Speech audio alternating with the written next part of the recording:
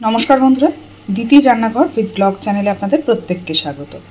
এই সিজন চেঞ্জের সময় সর্দি কাশি আমাদের প্রত্যেকটা ঘরে ঘরেই লেগে আছে, কিন্তু এই রকম একটা রেসিপি যদি বাড়িতে ট্রাই করেন তো বিশ্বাস করুন সর্দি কাশির পক্ষেও উপকারী এবং একদম মুখ ছেড়ে যায়।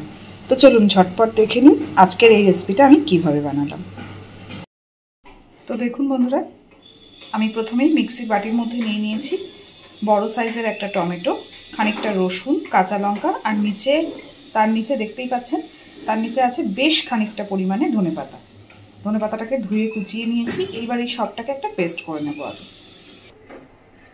দেখুন সুন্দর করে সব কিছুকে পেস্ট করে নিয়েছি। এবার চলুন রান্নায় যাই। কড়াই বসিয়ে কড়াইতে দিয়ে দিয়েছি তেল, খুব সামান্য তেল দিয়েছি। এবার তেলটা আগে ভালোভাবে গরম করে নেব। তেল বেশ সুন্দর গরম হয়ে গেছে। এবার আমি তেলের মধ্যে দিয়ে দিচ্ছি প্রথমেই অল্প খানিকটা পেঁয়াজ কুচি।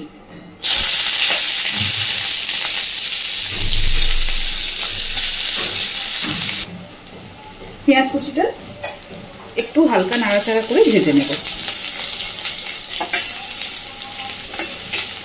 যখন প্রচণ্ড এই ওয়েদার চেঞ্জের সময়, এই যে গরম থেকে ঠান্ডা পড়ছে, এই সময় দেখবেন সবারই কিন্তু একটু একটু সর্দি হয়, একটু ঠান্ডা লাগার ব্যাপারটা থাকে। কিন্তু এই রেসিপিটা না বাড়িতে একবার ট্রাই করে দেখবেন, অসম্ভব ভালো তো লাগেই গরম ভাতের সাথে, আর সর্দি কাশিতেও একদম মুখ ছেড়ে যায়, মুখে স্বাদ ফিরে আসে। পেঁয়াজটা দেখুন খুব বেশি লালচে করে ভাজিনি, একটু মুখে পড়বে, তাহলে খেতে বেশি ভালো হবে। এইবার এই পর্যায়ে আমি দিয়ে দিচ্ছি টমেটো, ধনেপাতা, কাঁচা লঙ্কা, রসুনের পেস্ট।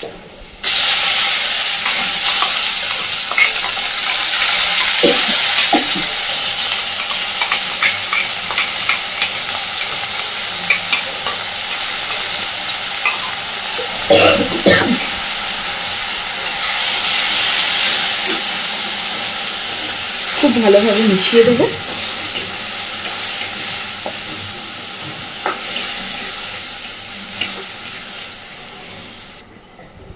মিক্সির বাটিটা ধুয়ে দিচ্ছি সামান্য একটু জল।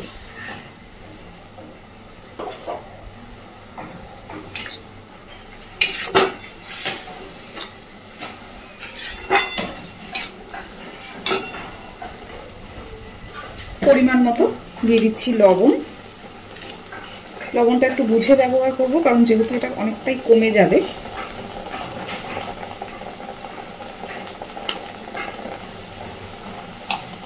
দিচ্ছি সামান্য পরিমাণে হলুদ গুঁড়ো।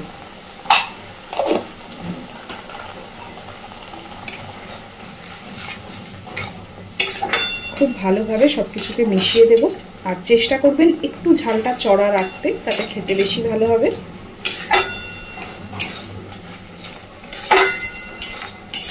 এইবার সুন্দর করে ভাজতে থাকবো একটু সময় নিয়ে।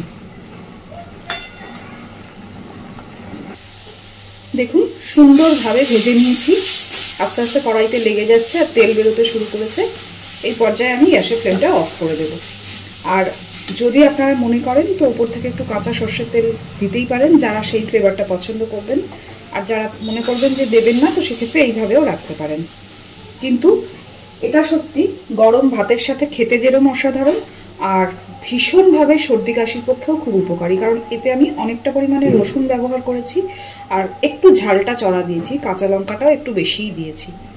তো ঝালটা অবশ্যই নিজেরা নিজেদের স্বাদ অনুযায়ী দেবেন, কিন্তু এই পদ্ধতিতে একবার ধনেপাতা, রসুন, টমেটো দিয়ে বাড়িতে এইভাবে বানিয়ে দেখবেন, অসম্ভব ভালো খেতে। বাড়িতে যদি ট্রাই করেন কথা দিচ্ছি নিরাশ হবেন না। তো প্লিজ আমার আজকের এই রান্নাটা আপনাদের কেমন লাগলো আমাকে জানাতে ভুলবেন না। আর প্রতিদিনকার মতন আবারও বলছি, প্লিজ আমার চ্যানেলটাকে লাইক, শেয়ার এবং সাবস্ক্রাইব করে আমার পাশে থাকবেন। এতক্ষণ আমার সাথে থাকার জন্য আপনাদের সকলকে অসংখ্য ধন্যবাদ।